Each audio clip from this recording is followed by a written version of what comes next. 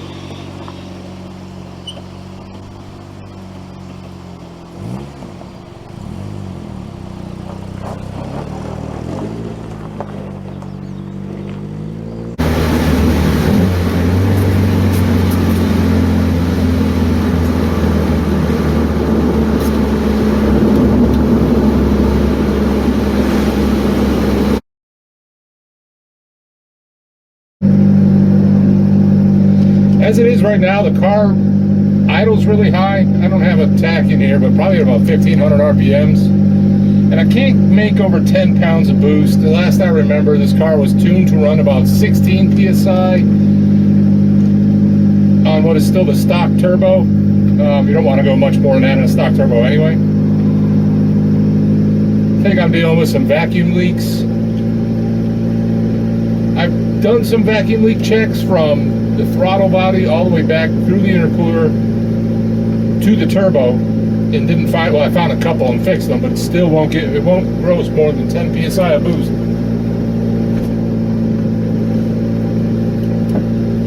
I might have a vacuum leak somewhere, a boost leak somewhere in back by the PCV system.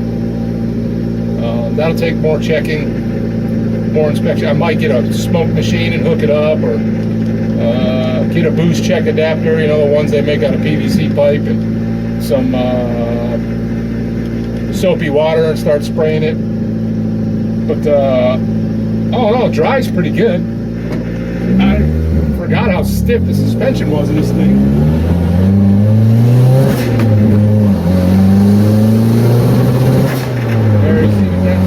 There's that time misfiring. About 10 PSI. Oh, my brake light just came on. It'll do it off.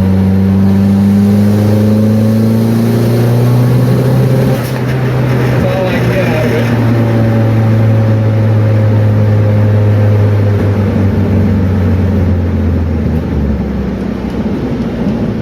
it. Everything under 10 PSI runs great. The pulls good.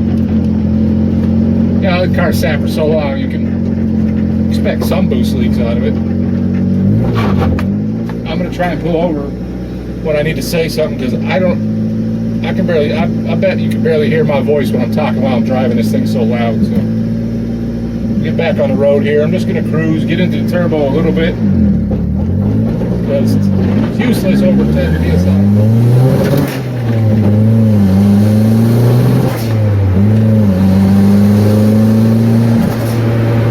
Still makes cool turbo noises though.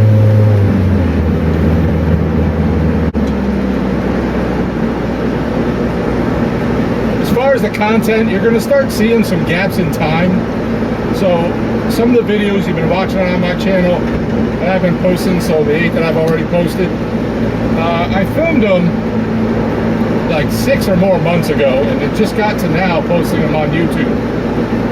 And so I'm starting to run out of content with the engine running, actually fixing the fuel system. I did fix it, it doesn't have any leaks, but I didn't film any of it. So I do plan on adding some of that in there. I'll get the car on a lift and get it up in the air so you can see how I fix the fuel system, which would probably be in a, if it were ever to be inspected, it would probably fail. But I will show you that. My brake light come on again. I think it might be my e-brake.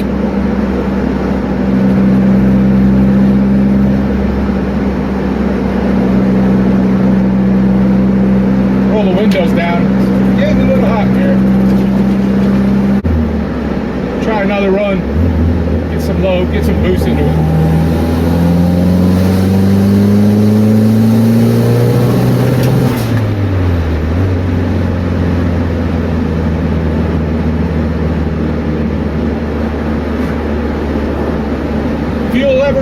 Fuel level sender works fine. I filled it up with fuel. Temperature gauge works fine. The car doesn't overheat. I didn't do anything but add coolant to it.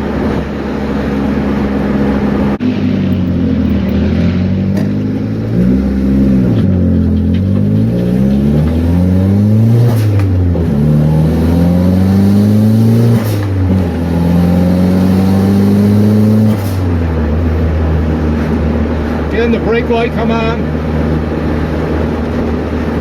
Brake pedal feels fine.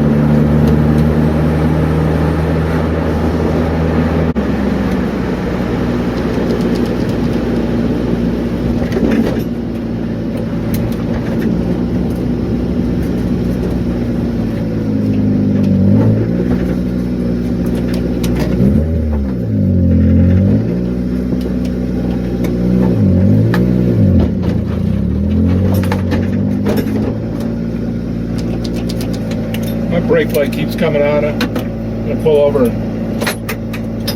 see if I can find anything that's wrong.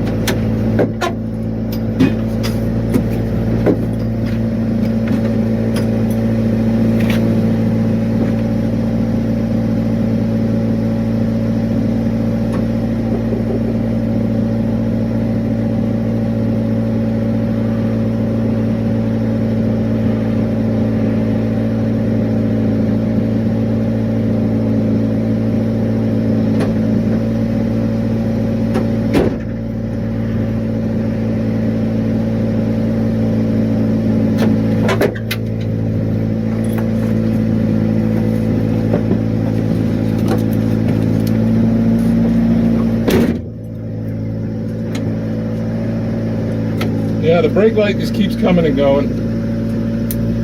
Could be the parking brake sensor, or maybe not. I'm checking it now. The brake fluid's a little bit low, but I don't think it's low enough to turn the brake light on.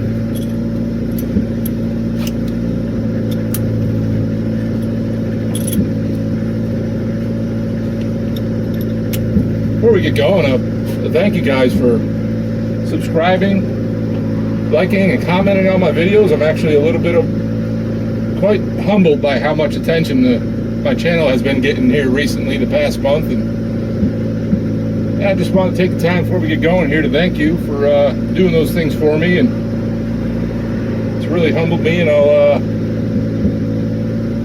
it makes me want to work to create more content. Let's get going.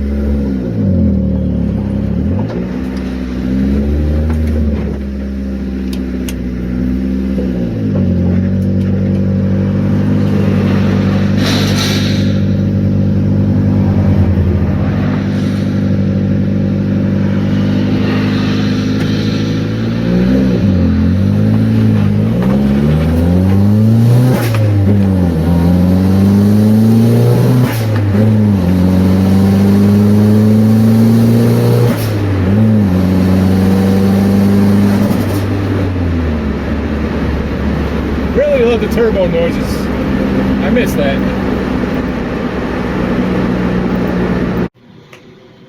Let's get you up under this thing. We'll go from front to rear. I found several things that I need to address. First thing, I forgot that I use wheel spacers with these wheels I have on here, and the wheel up here was actually touching the strut. It actually turned the adjuster on it. And then several leaks that I found. I have a power steering leak right up in here, leaking down. Front main leak, that one's not too bad. Maybe if there's an engine build in its future, we could replace that. Surprise, a good surprise. That right there is an S14 turbo, so it's had an upgraded turbo on it. I never even knew it. I've had the car all these years and it's got turbo upgrade.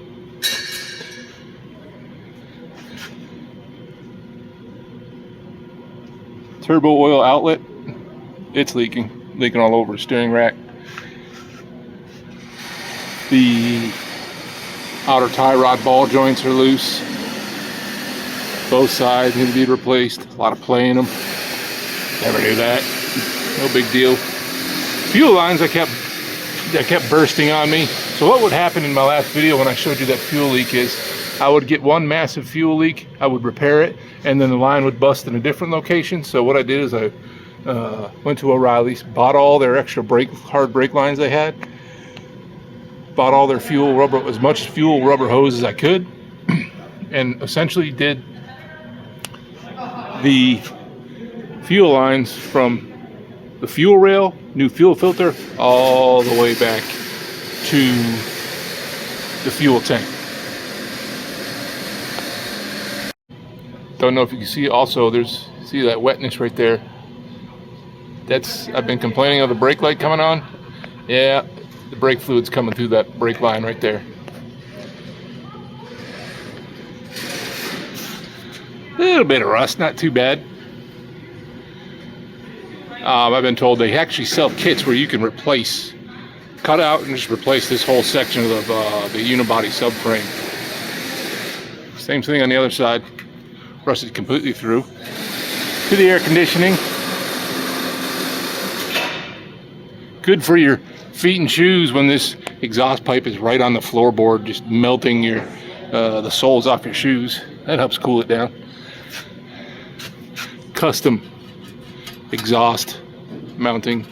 Actually did that on the go one time recently. More of that.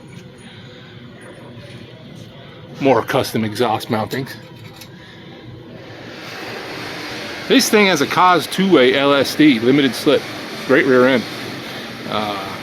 You wouldn't know it by how much rust you see on this, but good drifting rear end.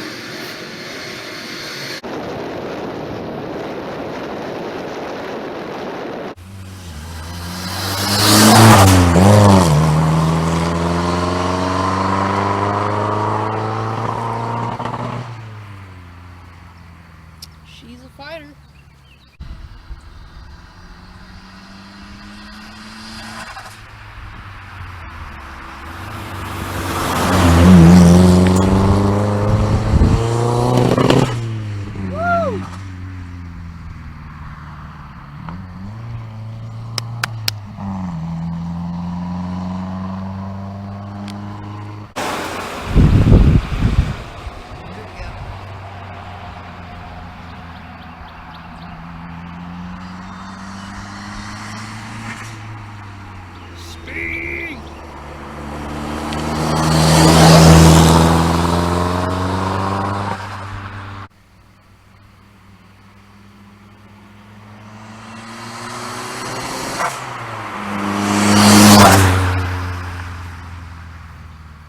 You're on camera.